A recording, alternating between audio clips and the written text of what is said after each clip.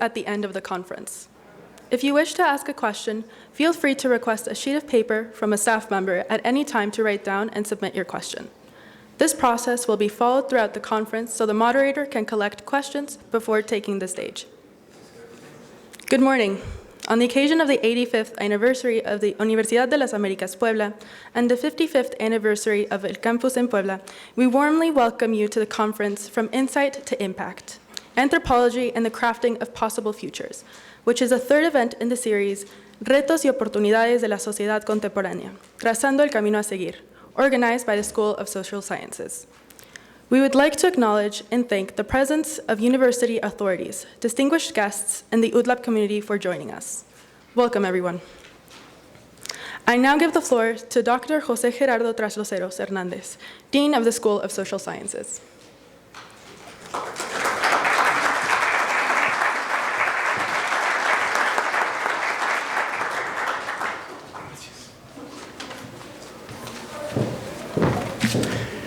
Hello. I'm meant to give the welcoming remarks. So here I am. So it is truly an honor to welcome you on behalf of the Rectory of the Universidad de las Américas Puebla, the Vice Rectory of Academic Affairs, the School of Social Sciences, and the Academic Department of Anthropology, to this keynote lecture entitled From Insight to Impact, Anthropology and the Crafting of Possible Futures, which honors us with the participation of Dr. Christina Wasson from the University of North Texas. We're meeting today in a particularly significant setting, the commemoration of UDLAP's 85 years of history and 55 years of presence in Puebla. There are anniversaries that invite us not only to celebrate the legacy of academic excellence, but also to reflect on the role that our disciplines play in the construction of the future. The series of conferences, Challenges and Opportunities of Contemporary Society, Tracing the Path to Follow, seeks precisely to open spaces of dialogue, critical thinking, and interdisciplinary collaboration to understand the challenges of the present and glimpse paths towards a more humane, just, and sustainable future. We live in a society that often seems to get lost in its own labyrinth, a web of technological advances, cultural tensions, ethical dilemmas, and religious conflicts that challenge our ability to orient ourselves. The very existence of humanity is under threat by its own hand because of climate change or nuclear annihilation. But it is precisely during this complexity that social thought acquires its greatest value, to help us trace the path to follow, to rediscover the direction that leads to coexistence, equity, and mutual understanding. In that spirit, Dr. Wasson's presence is especially valuable. Her outstanding career as an anthropologist and her work at the intersection of culture, technology, and social innovation inspire us to rethink how anthropology can transform not only our understanding of the world, but also the practices with which we contribute to improving it. We all must reevaluate the contributions that anthropology makes to our lives and how it can help us find a better path towards the future. Through her approach, Dr. Wasson invites us to look beyond diagnosis, to move, as her title suggests, from insight to impact, from deep observation to meaningful action at a time when societies are facing accelerating change. This call to anthropological imagination and ethical action becomes more urgent than ever.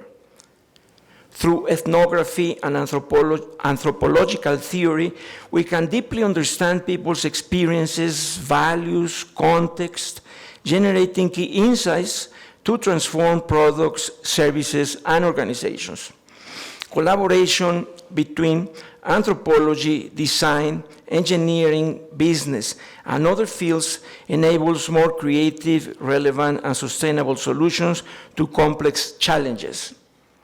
Christina Wasson's experience with leading companies shows us an anthropological perspective can be integrated into real innovation processes, creating tangible value across different sectors. For the lab, it is a privilege to have Dr. Wasson participate in this commemorative cycle. Her presence reinforces our commitment to the training of professionals who understand the complexity of the contemporary world and actively contribute to this positive transformation. Dr. Wasson, please receive our warmest welcome. May this conversation be a source of inspiration, learning, and new connections that contribute to chart the path forward to our academic and professional communities. Thank you all so much for being here.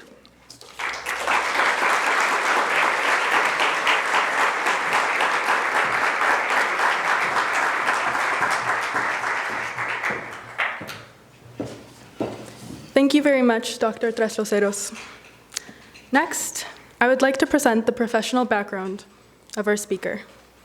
Dr. Christina Wasson is a professor of anthropology at the University of North Texas and one of the most influential figures in design anthropology.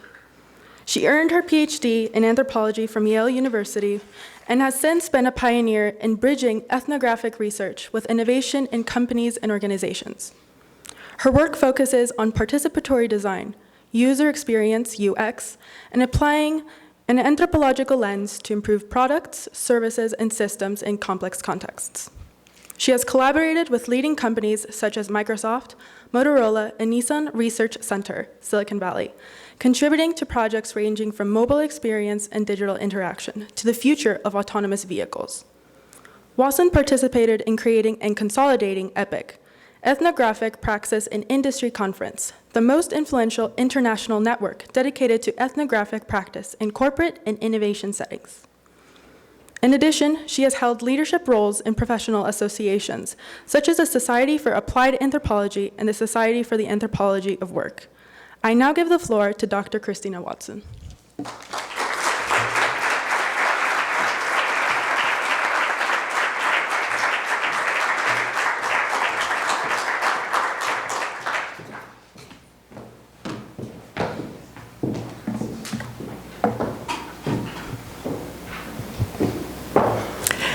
To the respected dignitaries, the Maestra de Ceremonias, Señorita Alexa Nicole Toscano-Lee, Dean Jose Gerardo Trasloceros Hernandez, Dr. Martin Jesper Larsen, who has done a hero's job of facilitating and hosting my visit, Dr.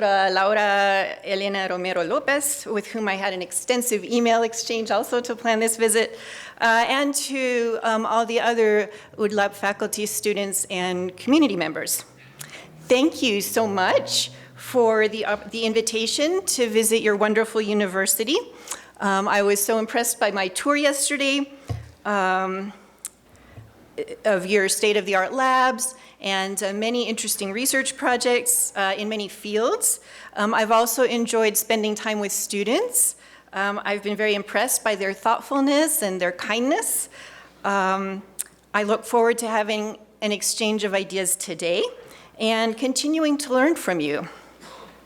I am so sorry that I'm not able to present this lecture in your language. Los pido una disculpa por no hablar en español. And here's my, oops, sorry, went one too much. Okay, so I want to start by acknowledging my collaborators. All of my work is conducted in dialogue with others. So even when I formulate an idea, it does not only come from me. It comes from an interaction and an exchange with colleagues and students. And I want to acknowledge three kinds of collaborators. Most recently, the editorial team, of which I am the head, for the Routledge Handbook of Applied Anthropology. Then my research collaborators. All of my research always involves collaborators, both anthropologists and people from other disciplines.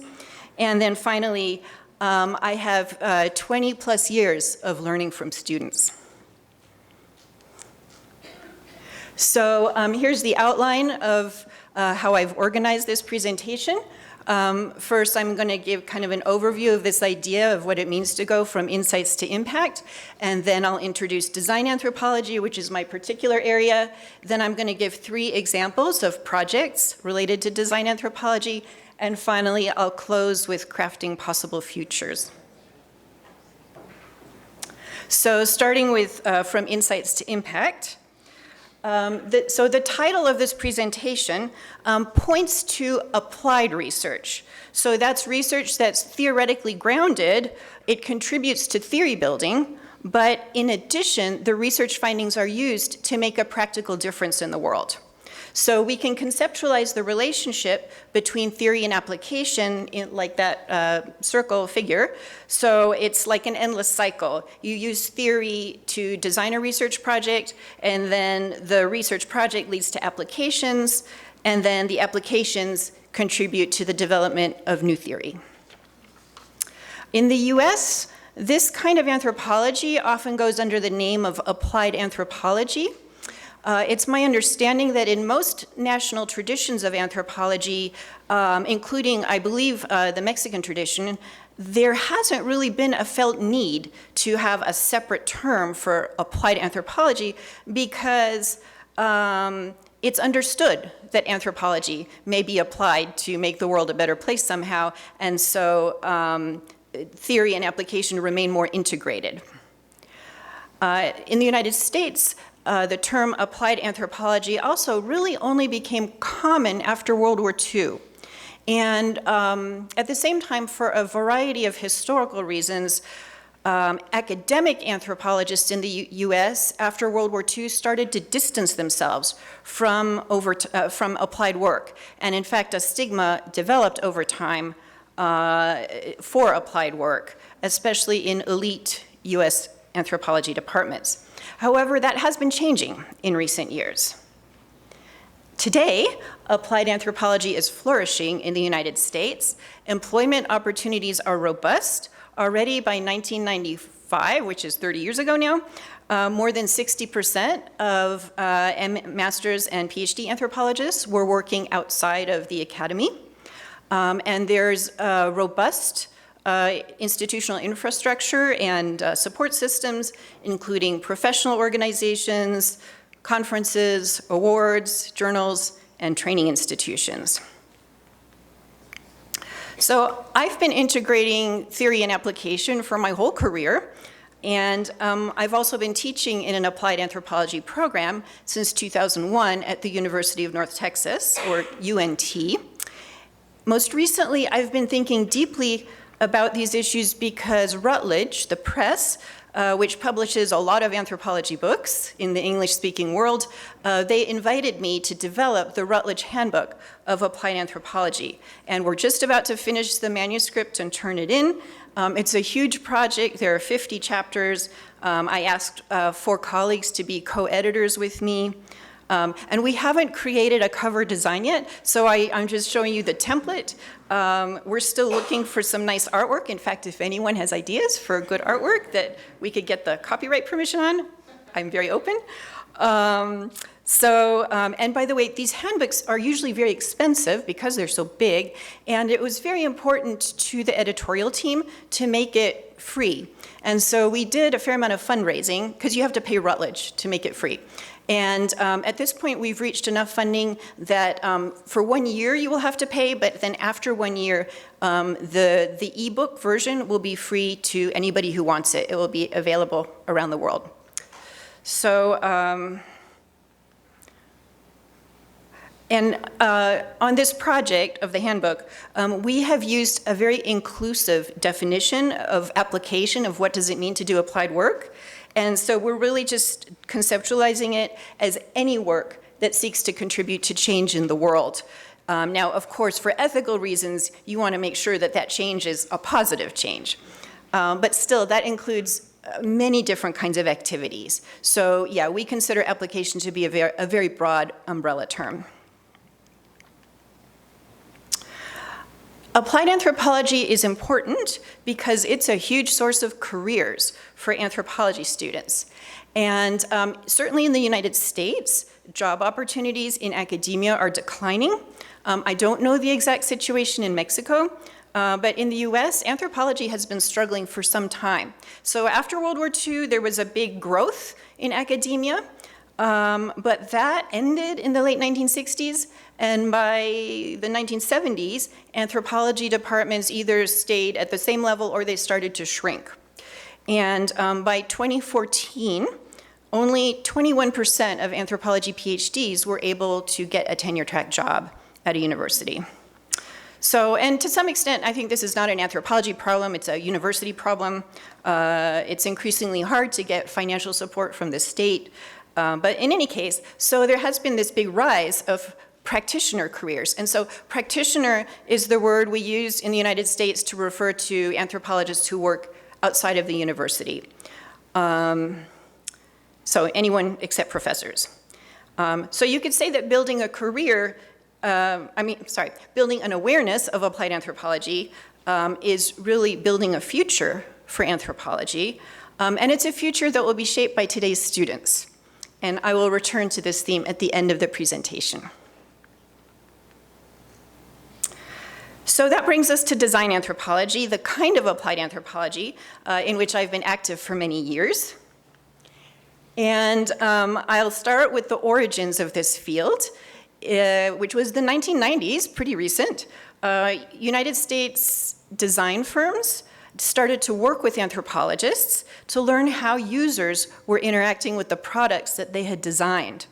So what was appealing was the methods of anthropology, which are usually called ethnography.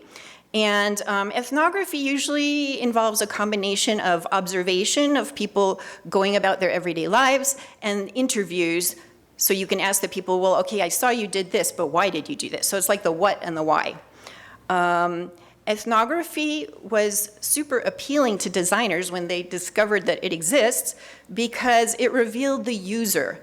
Not just what users say they do, but what they actually do. And ethnographic studies for design from the start found major discrepancies between designers' intended uses of products and the consumers' everyday behaviors. Anthropologists who work with designers very often video recorded their data, their observations and their interviews. And that ethnographic video provided a window for designers to see what users were actually doing. And so that was very appealing. And by 1997 in the United States, every major design firm at least claimed that they offered ethnography as one of their approaches. And some of the things that ethnography can reveal that are relevant to design are people's everyday practices, as I had said before, also the symbolic meanings of products. So for instance, the meaning of a car you buy is not just about your need to get from point A to point B, but there are lots of symbolic reasons why people buy a particular brand or model. And then finally, ethnography can also reveal the forms of sociality in which a product is embedded. So think about the role that our phones play in our social relationships and communication practices. So design anthropologists are anthropologists who work with designers. And this is a visual representation of the collaborative work process that was created by a company that I worked for back in the 90s called eLab. So that was a design consulting firm. And this image represents the chronological work process of eLab's project teams, which were staffed by a mix of researchers, usually anthropologists, and designers.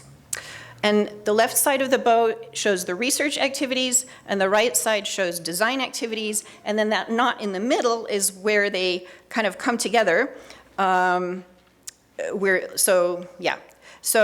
the researchers on the team play a bigger role in the early part of the project, and the designers play a bigger role in the later part, but everybody is involved from beginning to end. So the research moves from like instances to patterns to frameworks. So meaning when you analyze fieldwork data, you start with just like a million little data points, like examples of things that happen, and then you start identifying patterns among those data points, and then you even get like higher level patterns until you have like an explanatory framework. Could also be called a theory, a model, findings. So, and this is, you will find just about any ethnography textbook uses this kind of model instances, patterns, frameworks or models. Then on the right side, is kind of the opposite, that design moves from the general to the specific. So you start with these kind of general insights about why people are doing what they do in relation to a product. And then you start with like high-level design recommendations, like, well, if people want this or do this, then the design of the whatever needs to have these features or these qualities. And then you can take that to more and more specifics, ultimately to prototypes, ultimately to, in fact, developing a new product. How far these teams go along that line kind of depends. So design consulting agencies, like when I worked for eLab, we most often stopped with like design recommendations, design concepts, although once in a while we would go on and create prototypes. But this kind of work is also done in-house in corporations that produce the products, and then of course you have a smooth transition on into the product development process. So one of the big differences between anthropology and design is the time orientation. Anthropology provides insights about what already exists, so the present, current practices, or maybe the very recent past. Whereas design is about creating things that don't exist yet. So it's moving toward the future, creating the future. And so design anthropologists have to learn to think like designers, and that is a new orientation for them, but it can be very rewarding to learn to think about the future, shaping the future. Design anthropology often involves interdisciplinary teamwork that goes beyond just the ethnographer and their designer collaboration. Project teams often include, if you're developing a technology, there's going to be technologists of one kind or another, be it computer scientists or engineers or whatever is relevant. It could also be subject matter experts, like if you're developing a medical app, you need some medical experts.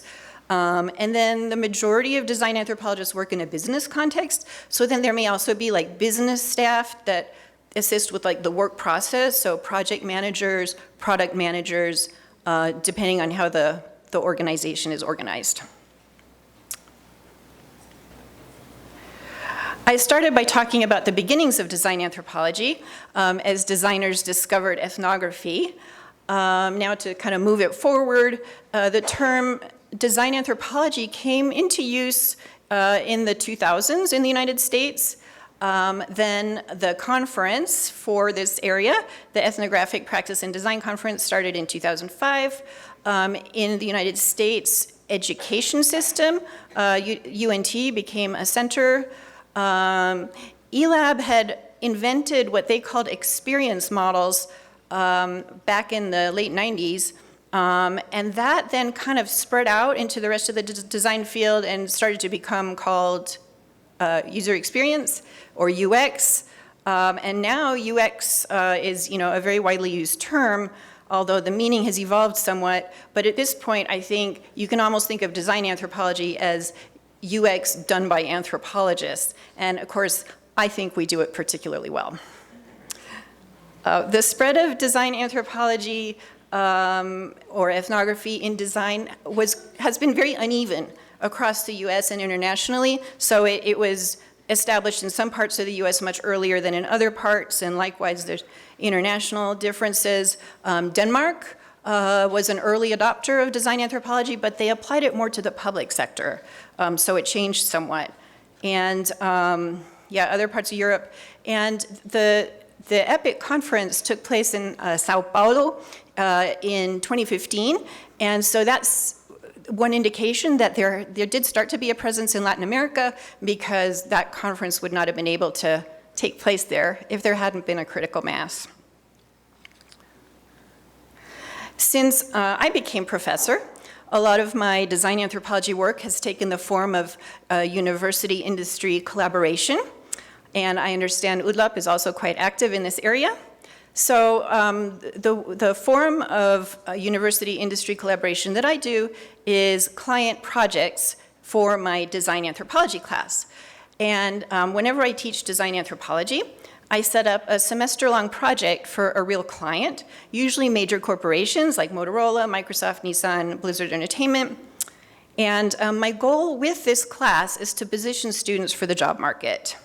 So I run the class as much as possible as though I were still a project manager at a design consulting firm.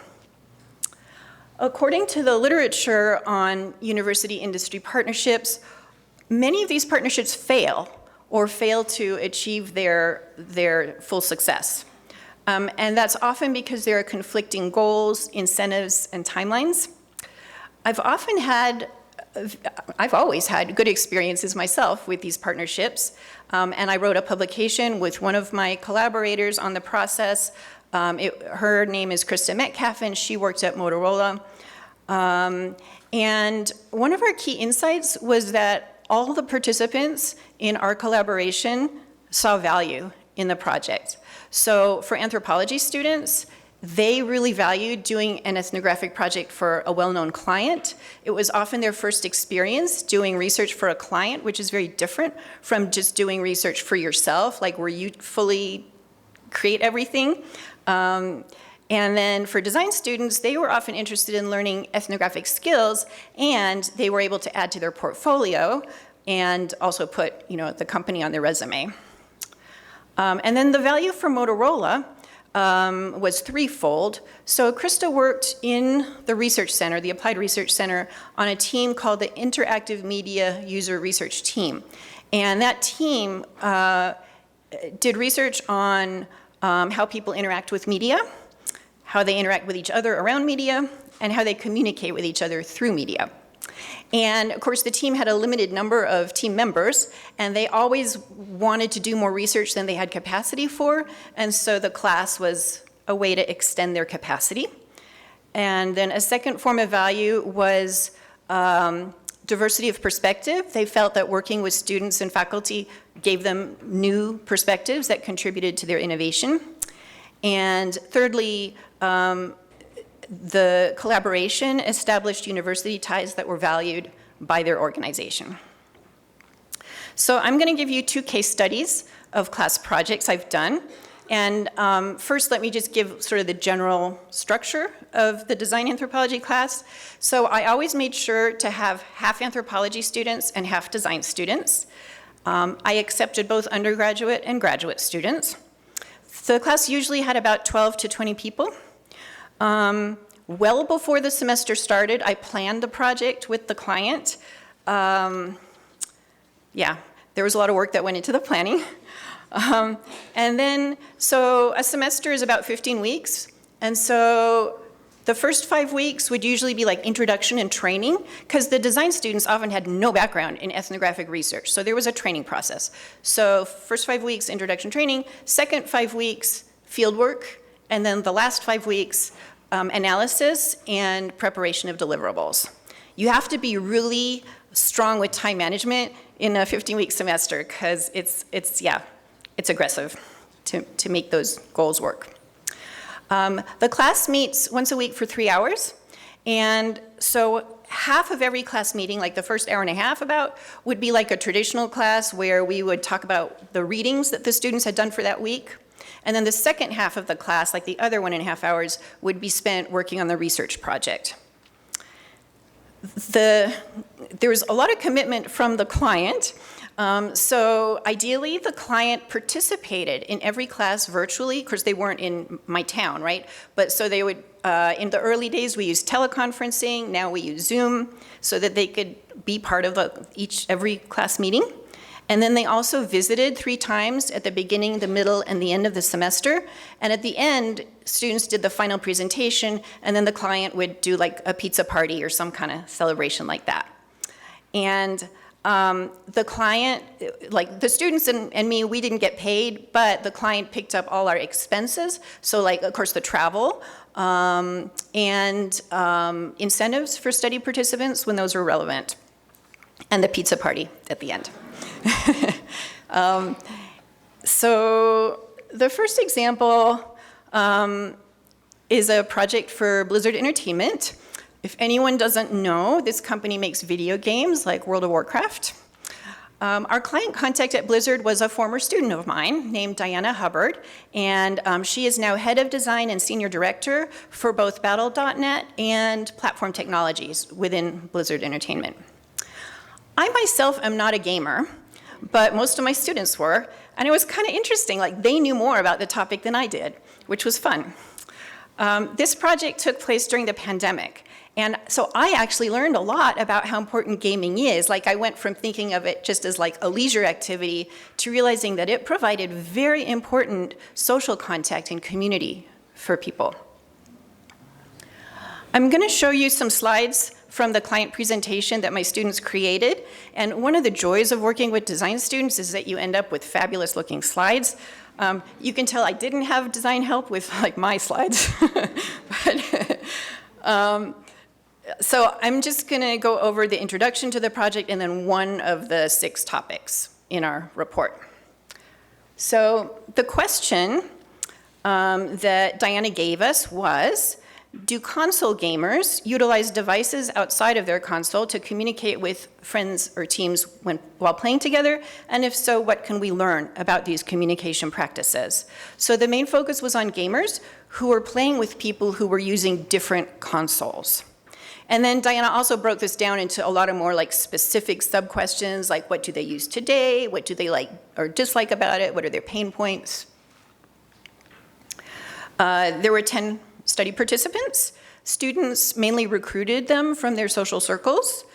While the number of participants was fairly small, they were very carefully selected for diversity in terms of age, gender, and race and ethnicity, and background or profession, so that they could represent a larger population as much as possible. Here are the students in the class. Theoretically, it was a face-to-face class, but due to the pandemic, it was actually on Zoom. There were 16 graduate students and 4 undergraduates. Half of them were design students, half of them were anthropology students. They were all amazing. I really, really liked working with them. So students conducted fieldwork in pairs, anthropology and design. Each pair did fieldwork with 1 study participant, and the fieldwork included 3 parts, all video recorded. There was a pre-gaming interview of about 30 minutes where the researchers established rapport with the study participant and got kind of basic information about their gaming practices. Then there was the gaming observation where they watched the participant play some kind of game that they normally played for about 30 minutes. And then there was a post-gaming interview where they asked about what happened during the game. They could even play back, bits of the recording to say, what happened here? Like, why did you do this?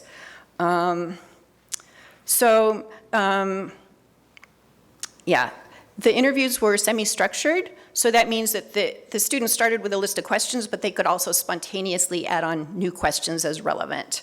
And everything was done over Zoom, so it was recorded and transcribed. We ended up with 18 hours and plus of recordings and 641 pages of annotated transcripts, which is a lot. Here's an overview of our analysis process. So the initial analysis of the data happened in class meetings. So each fieldwork team did like an informal presentation about their study participant and showed video clips. And then the class would compare like that participant to previous participants. And so that way they started to identify patterns. And we would keep writing those patterns in a brainstorming document on Google Docs. And then at the end of that phase, things had sort of started to cluster, and when we used a Miro board to cluster patterns more broadly. And then from that, we identified 6 chapters for the final report, and then students volunteered to work on chapters. It was like 3 to 5 students per chapter, whatever topic they felt interested in. And then, to be very thorough and rigorous, they did coding of all the transcript data in Deduce and then prepared the deliverables. Here's a picture of our Miro board. Maybe I'll just kind of zip through this. This is our analysis in Deduce, which is a qualitative analysis software. Maybe I want to move on. So then the one topic that I will share with you here as an example is managing toxicity. So what you'll see is that we always start with the research findings and then provide the design implications for those findings. So we want it to be very clear where our design recommendations come from. Like, they don't just come from our imagination or our head. They are always based on the research. So for the younger people in this class, I'm sure this is nothing surprising. 9 out of 10 study participants had a lot to say about toxicity, and so that means, like, when one player attacks another, often the attacks are related to the player's gender or race. Young kids are known for especially saying racist and sexist things. And then we also heard people talking about that politically conservative players might lash out at women or people of color or other marginalized groups. Another reason for being attacked might be if you weren't as, like, competent, like less skilled than some of the really, hardcore players. If your audio quality was not as good because you didn't invest that much money in your equipment, that could also be attacked. And then, if you just were too relaxed and casual about your gaming, that could get attacked by more hardcore gamers. So here's, sorry, I was behind. Here's a quote, an example, a video clip. And when politics, when, like, the election and stuff like that was happening, all that crazy stuff, I feel like Overwatch was at its all-time high on toxicness. And that was a really rough time to play, just because I'm not only gay, but of course, African-American woman, and people have their views about that, and especially in politics. And so once people hear that you're that kind of person, they have a lot to say, but you have to think about what might be going on in their life, what their views are. If they have those views, you know what, that's fine. Just I just don't want to hear it, But you just have to, it's just something that you have to get over and you have to get used to, and just have those situations in your mind ready so that you're ready when it happens and you're not caught off guard. So a lot of data like that led us to identify that people are already managing toxicity in a variety of ways. And so the ways that we identified were, well, first of all, communication in gaming is essential for team building and for the effective execution of a gaming strategy. But at the same time, players also need to protect themselves from unsustainable levels of toxicity. So there were a number of strategies that people used. One was to mute other players during gameplay. Another was to just avoid talking themselves. That was often a strategy used by women because they were concerned about being identified as a woman by their voice. And then another common strategy was utilizing the trusted circle, meaning that they only played with friends and people they knew. And here's another example of someone talking about that. Now, though, I don't really play. I play a lot of online games, but it's with people I know and have hung out with in real life. And so calling, or like having those people call me bad names versus randoms is like, we're joking. Like, I know we're joking. Or if they're being serious, I can just be like, I'm cutting you out, bye. Like, there's never that factor of like anonymity, I guess. Mm-hmm. It's like, that's, I think, why a lot of people are toxic, because they know if they call someone like terrible names on the internet, nothing bad's gonna happen. They're not gonna like get doxxed. Their mom won't know. Like, nothing will happen to them. But like, I mean, one of my like best friends from high school, if he were to call me those names, I know his mom. I could tell his mom and be like, "Hey, your son called me this. Like, what are you gonna do?" And so, like, I guess one, I don't really make friends with those kind of people anyway. But two, like, that anonymity is gone. Like, I know their full names. I know whereabout they live. Like,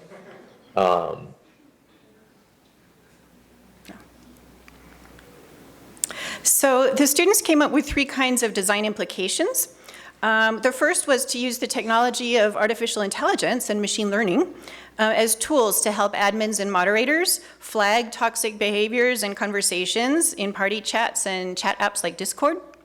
The final report had a long discussion of ongoing efforts in that direction. This is again 2021. So there was Bleep, a software that used AI to censor offending language, and Blizzard Entertainment was experimenting with filters as well. So those efforts were still under development, but they were taken into account.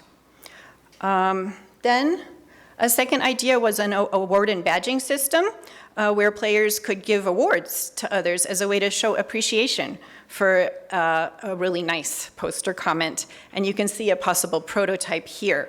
And again, the report had a lot more sort of background on this possibility. And thirdly was an idea of connecting players using tags. So players could like filter and search for people in communities that they would like to interact with. There could be tags like LGBTQ friendly or anti-racist. There could be a list of preset tags that people could add to their profiles, as well as users could submit a suggested new tag to an admin for review and approval. And so again, here's some mock-ups of a possible user interface. So that is a small slice of the Blizzard Entertainment project. And now I'll move on to another project. This was a project with Nissan's research lab that is developing self-driving cars or autonomous vehicles. This project took place in 2014, which is a long time ago when there was more optimism about self-driving cars than there is now. I also did a second project with the same Nissan lab in 2018, but I'm going to talk about the first one today. So they had just hired a very famous anthropologist, Giddy Jordan, to head up the ethnographic research there. She is one of like the mothers of what became design anthropology. She worked at Xerox PARC, which was sort of an incubator for this approach back in the 1980s and 90s, and I was so excited to collaborate with her. And she appreciated the opportunity to use my class to extend her research capacities because she didn't have much of a team yet at Nissan.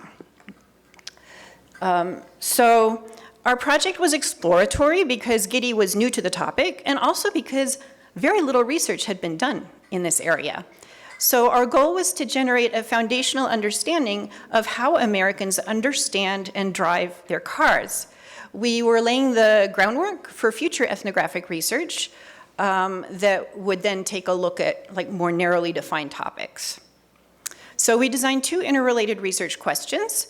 First, we wanted to map out the social life of the car, meaning we wanted to illuminate the web of relationships and contexts in which the car is embedded. And secondly, we wanted to make driving visible. Now, driving is such a ubiquitous activity that it seems like it already is visible, but surprisingly little research had been done actually observing and video recording people driving as they went about their daily life.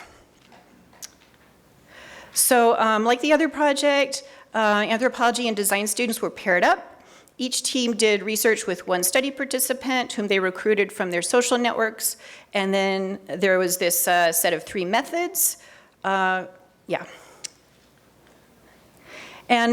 this slide and the next will just show you the table of contents so you can get a sense of the topics that we ended up exploring. The driving behaviors section was the longest one, and in many ways it really was the heart of the study. The greatest strength of our research may be that we were able to actually accompany people in their daily life as they went around driving. And we found driving behaviors to be amazingly complex and layered. Drivers simultaneously monitor the road, interact with other people in the car, interact with virtual people via their phone, eat, drink, smoke, play with their music, check their dashboard. They do so many things. And our theoretical approach was shaped by a field called conversation analysis, which focuses on very closely observing how people interact with each other, and then that's also been extended to how they interact with the environment around them and objects. And then we also looked at the role of the car in people's lives and ended with some ideas for the future. So I'll give you snippets of 2 findings as examples. I'm just going to pull out a few points. So first, in the section attending to the environment and people outside of the car, one of the topics was communication channels. And here's an interview with someone who talked about the different ways he communicates with other drivers. How would you connect with another car? Like, when you're on the road, how do you connect with other drivers? Or how do you talk to other drivers or get their attention? I yell so much. Do you yell so they can hear you, or? No, I just yell out of frustration sometimes. Do you use like hands for signaling or something? Sometimes. I mean, I'll honk. I don't usually honk out of frustration though, mainly because my car has a really wimpy horn. But like if someone's backing up and they don't see me, I'll give them a little tap just to let them know I'm there, or if, you know, the light is green or something like that. But I don't normally honk out of frustration. I don't know how we communicate, like just kind of seeing each other, but you don't really make eye contact.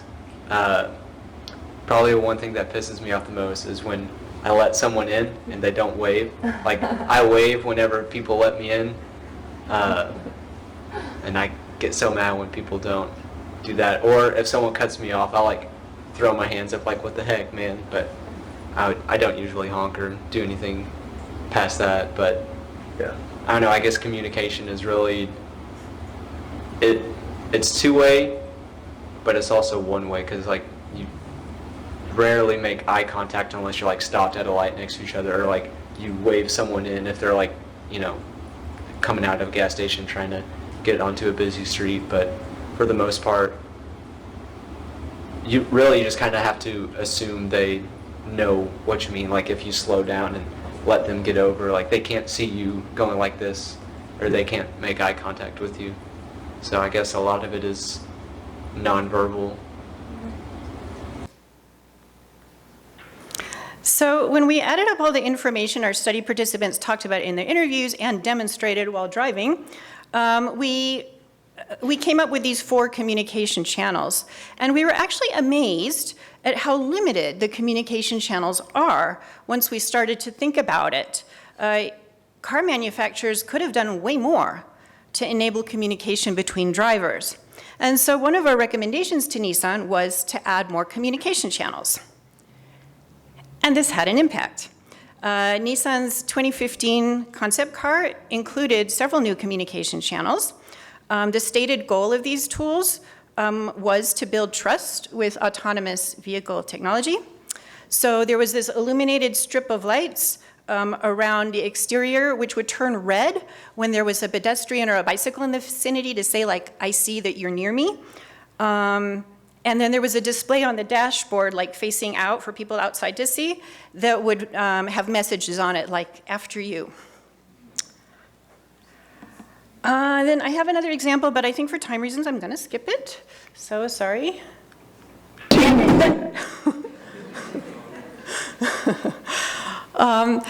So because I wanted to give a final example of like not in the business context. So the point here is to show that you can also use design anthropology in very different settings. And so this is not a class project. This is my research with collaborators in Northeast India. So members of 2 indigenous communities. I understand that for many Mexican anthropologists, working with indigenous communities is a normal and common thing to do, but for me, I came to it much later in my career, so it's quite novel.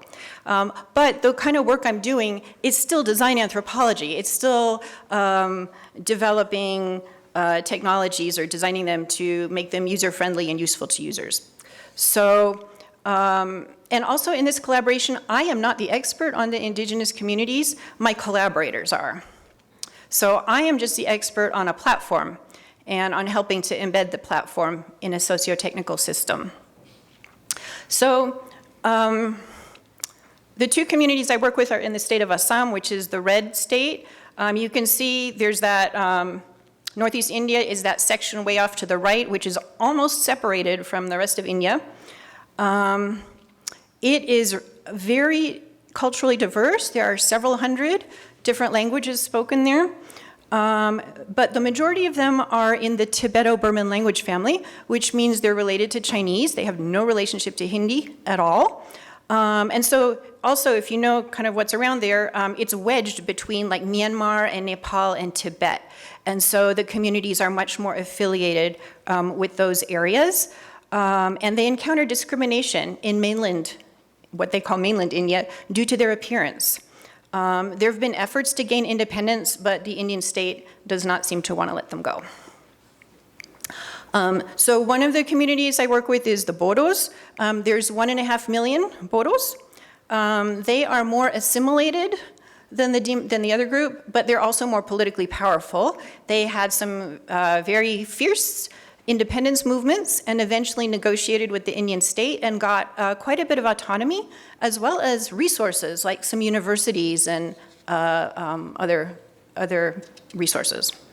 Including that the language, Bodo language, became one of India's 22 official languages in 2003, which is a huge advantage because it means you could take the civil service examinations in Bodo. The other community is the Dimasa. There's about 260,000 of them. They are less assimilated than the Bodo, but they have less political power. So they have no schools, like their language has no standing. In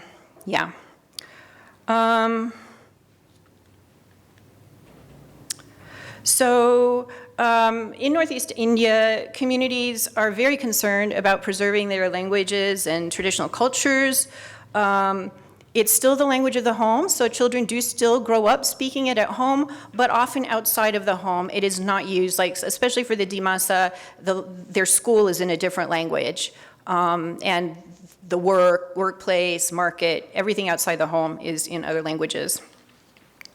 And there's just also a huge loss of traditional cultural knowledge, especially among the youth and especially in urban areas. And the picture is a Dimasa dance performance, very traditional with the raised hands. And for these communities in Northeast India, there's sort of this combination of like the dance, the music, and the clothing, which is woven. So weaving, all those things are kind of like together as important parts of the identity.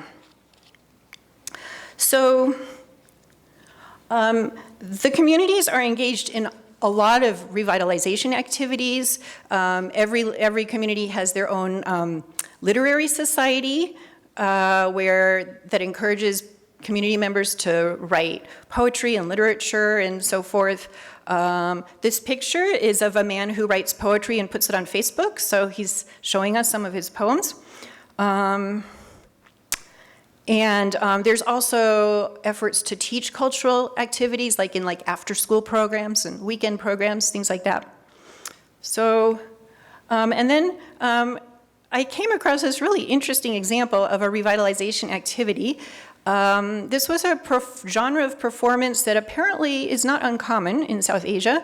It was organized by a teacher in a high school in a Bodo village. It's kind of like a fashion show, but it showcases traditional artifacts, dance, music, and rituals, and it's actually a way of teaching the children about their own traditions by performing them, or snippets of them.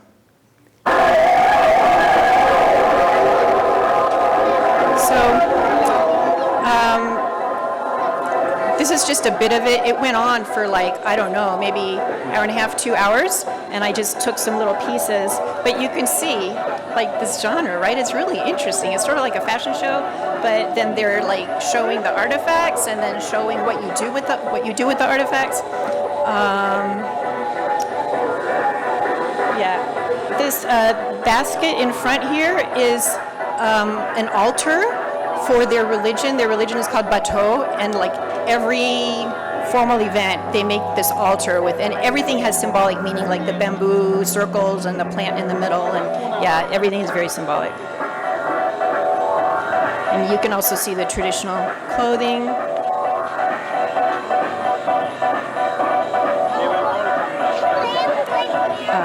It goes on, but I think for time reasons, that the ending is spectacular. I wish I could show you, but I should probably not take the time.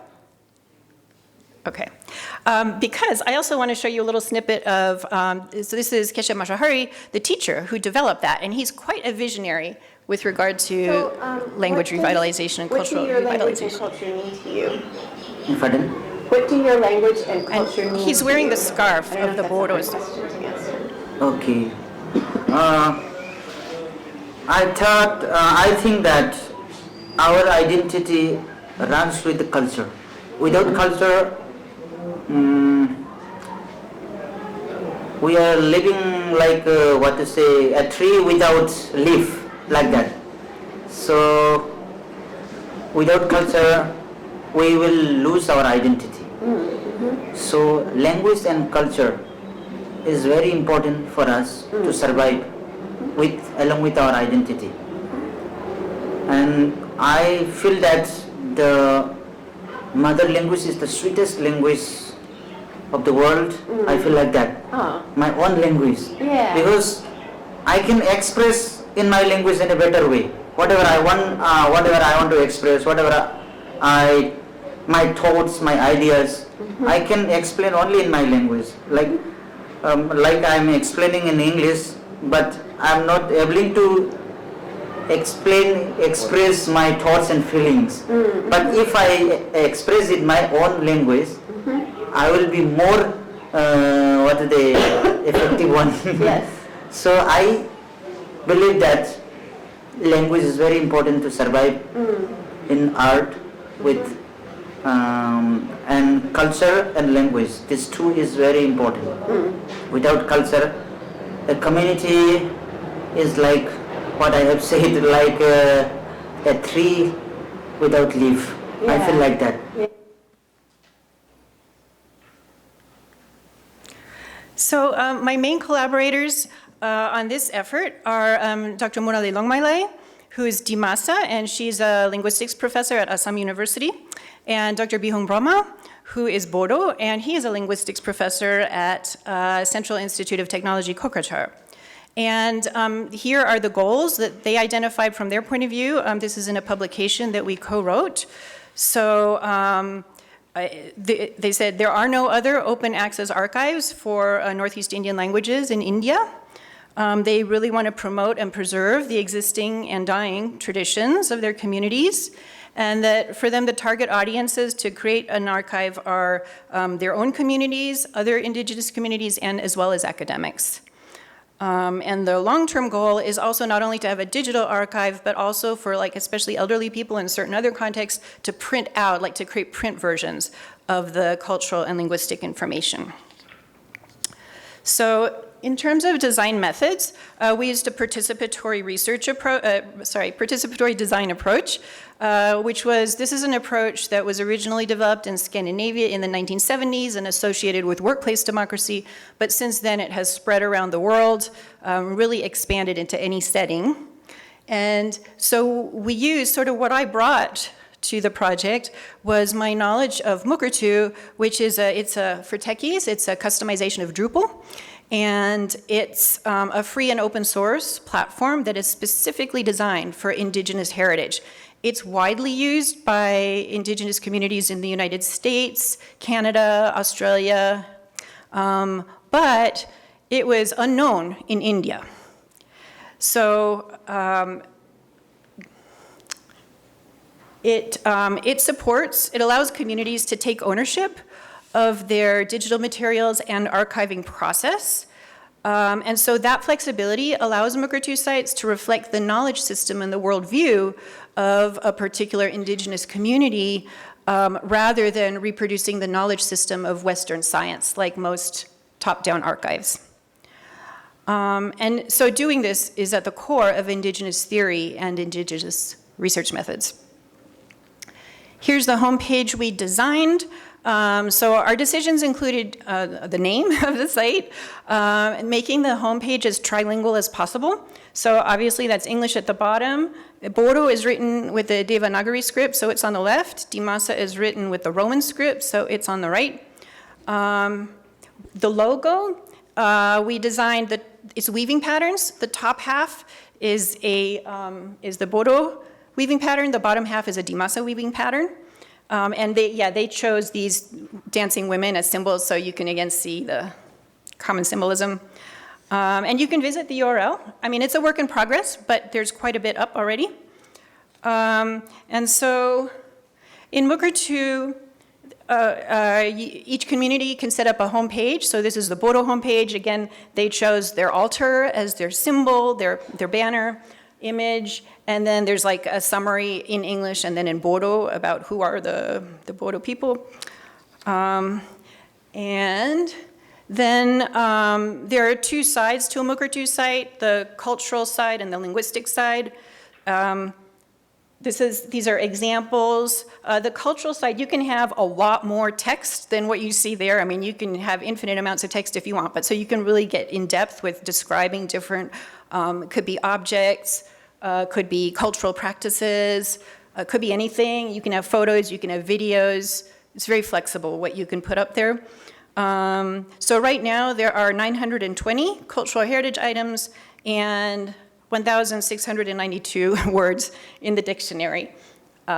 So let's see. The Dimasa team did this really cool project called the Community Outreach Program. I don't have time to talk about it now, but if you want to ask me later, it's a really cool project. So to put the archive project in a little bit of context, and I know I'm rushing through these things here, but so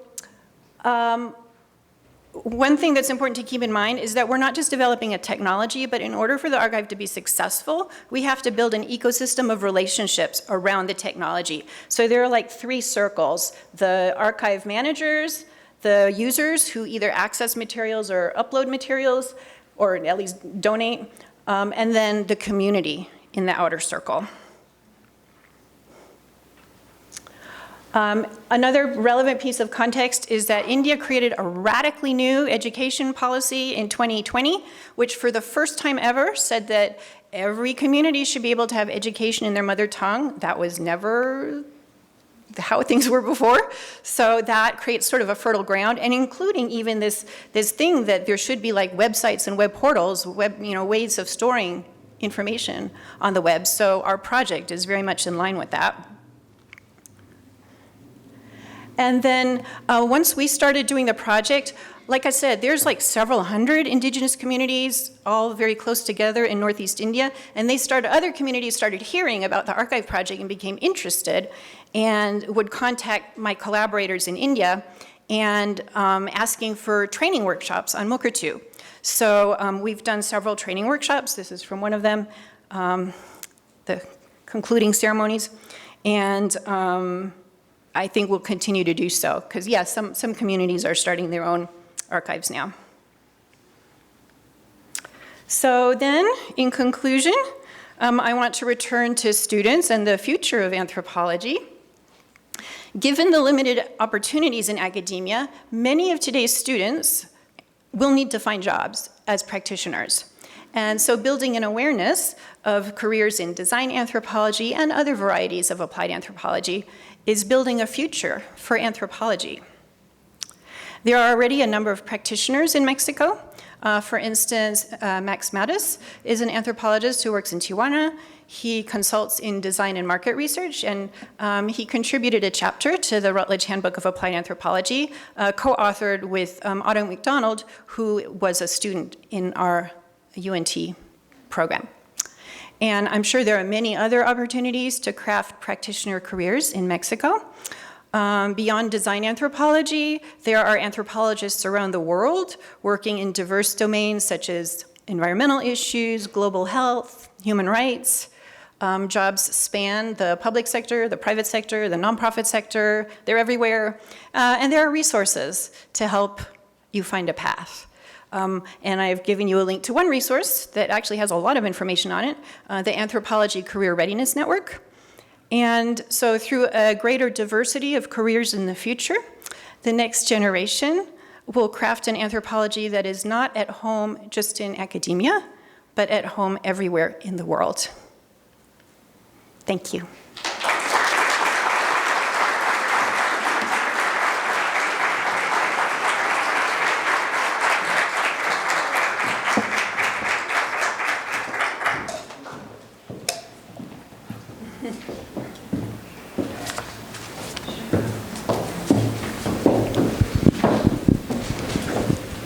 Thank you very much, Dr. Wasson, for your wonderful presentation. Next, we invite Dr. Martin Jesper Larsen, Associate Professor of Anthropology, to the stage to begin the Q&A session. Okay, good evening. Pleasure seeing so many students here, and thank you so much for the talk. I think it was really inspiring and showcased how versatile anthropology can be, and these different projects. It's amazing what you've done, I think. So we've got a bunch of questions here. I think we'll just have time for maybe two. But one question I thought was interesting methodologically is about when you record people, they might change behavior because they're aware of the camera. How can you get around that? Is it on? Yeah. So this is a very old question in anthropology, and so I would say actually the video is almost a red herring. What about the anthropologist being in the room? And so I think all anthropologists deal with this question, and there is in fact something called the observer paradox that, yes, we know people do change their behavior to some degree when the anthropologist is in the room. You can mitigate that by establishing rapport with the person, and also, and of course you need, permission. I mean, it's very important ethically to only do research that people are comfortable with and they know they're being filmed and like that. But frankly, my experience is that after a while, people forget. Like, people just stop paying attention to the video camera. Like, it's surprising when you haven't done that kind of research. You're like, oh my God, it makes a huge difference. No, as someone who has done like a ton of this research, people forget. And especially when they get, because they get engaged either in an interview conversation or like if they're gaming or whatever, they're focused on the game. So, yeah. Okay, thanks a lot. Another question is about artificial intelligence that you mentioned that you propose as a tool. What do you think about artificial intelligence and ethnography? Can that be something that can be used also to do ethnography? That is kind of a cutting edge area, and I am very intrigued by this because, I mean, AI, like, it's everywhere, right? Like, there's a lot of conversation around it. I'm not an expert on it myself. One of our former students from our program, his name is Matt Arts, and he has specialized in AI. He has also contributed a chapter on AI to the Routledge Handbook of Applied Anthropology. What I understand of it is that, I mean, it's mixed, right? Like, there are opportunities to automate certain tasks, like certain analysis tasks. So it can be a useful tool, but it can also kind of be used in like the wrong way to dumb down the research process and come up with less deep findings, more superficial findings, or even wrong findings. So yeah, but it's still, I feel like we don't really know yet. Like, I keep reading about, like, what are they saying now, and it keeps changing and evolving. So I don't think we really know yet, but it's a very interesting area. Yeah, okay, thanks. Another question was also from a design student who asked about if anthropology can also add something when it comes to including indigenous communities, and what you think about the mixture of design and anthropology from a design perspective. What can they learn basically from ethnography? How can they work with anthropologists? Is that two different questions? Yeah, I think so. Okay. So the second question was about what can designers what they can learn from anthropology, and the second one is more, so that would be kind of part of it. Yeah, and the other one would be how, if also anthropological knowledge can help expand the people involved. If it could be, for example, indigenous communities that are not often represented in design studies. Yes. If you can have like new knowledge through that. Yes. So I love working with design students, and I've had really great experiences with them. But of course, the ones that I interact with are the ones who come to my class, so I guess they're pre-selected. But there does seem to be a lot of interest in ethnographic methods, and so I think that's the thing that design students get out of like a class like design anthropology. And it's not just data collection methods, but the important thing that's not as visible, like sometimes people who don't really know just think it's like, oh, you have a video camera in your hand, now you're an anthropologist. Okay, no. So there's like a rigor to our methodology, and including that you have to draw on theory in your analysis, right? Like just collecting the data is one thing, but analyzing it and identifying the patterns in a sophisticated way is another thing. And so that's something that I think a lot of design students enjoy doing, but not all. I mean, it takes all kinds, like everyone has different interests, but that is something that seems to work with them or for them. And then with indigenous, so there's an anthropologist and a designer, she's both. Her name is Dori Tunstall. It's Elizabeth, but she goes by Dori Tunstall. And she has done a lot with decolonizing design. And she worked for a number of years in Australia and collaborated with indigenous populations in Australia, who have, of course, been very discriminated against historically, and brought them into participatory, inclusive design processes, like indigenous-led. So yes, that is definitely a rich opportunity. Okay. So a more specific question was about the video games. They're curious about knowing more about what the company did with your findings, if they followed your suggestions. Yeah. Yes, and I'm trying to remember the details, and because I don't game myself, it was all, not my focus, but yes, I mean, Diana chose very strategic questions that related to ongoing initiatives at Blizzard Entertainment.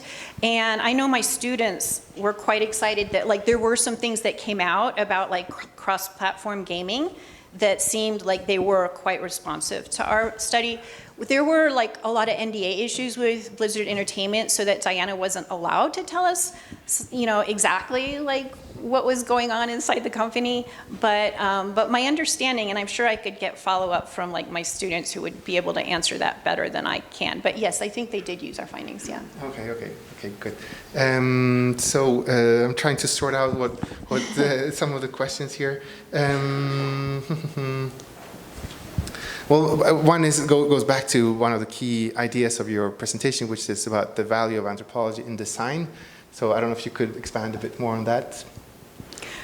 Yeah, so I guess, as I said a little bit before, before design discovered anthropology, often designers didn't know that much about what people were doing with their products. I mean, they had other kinds of data. They could access market research usually. Psychology was kind of another paradigm, cognitive research on how a user would interact with a product, but it's very sort of one user and one product in a vacuum. Often that research actually was done in a laboratory setting.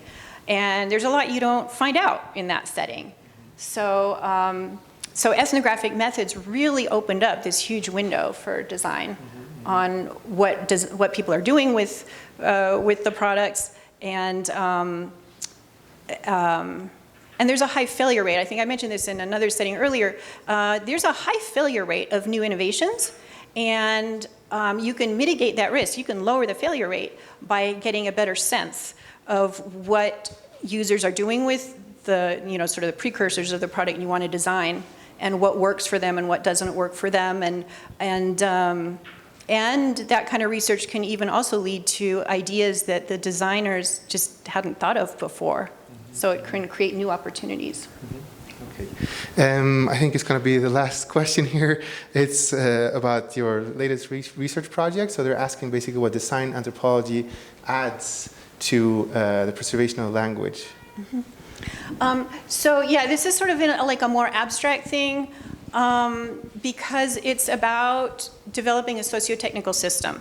So in a way, it's introducing a platform, like a technology, to these communities, but in a broader sense, it's working with them to embed the technology in their communities in a way where it will be useful. So there's a big history. I mean, there's a whole history of archiving that I did not have time to talk about, but a lot of archives are not used for a lot of reasons. And that's because they weren't done with a user-centered design approach. So they don't meet the needs of users. So yeah, to have an archive that actually is useful to the community is a big challenge. And that's where the anthropology comes in. Okay. So thanks a lot. I think we'll just close the question session. Thanks a lot for all the questions. Really interesting, all the questions that you turned in. So yeah. I turn on over the mic. Yeah, you have your mic right there.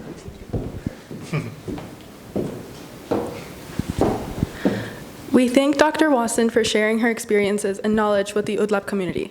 Now, we invite Dr. Jose Gerardo Trasloceros to come on stage to present an award of recognition to our guest of honor.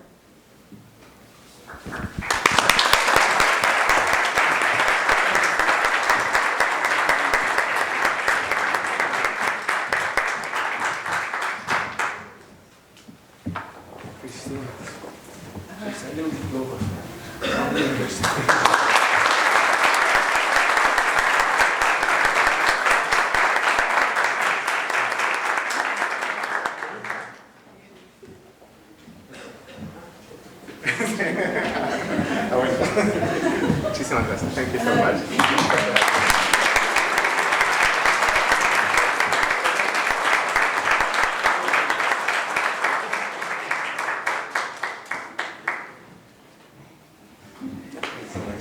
Vamos a la siguiente. Sí.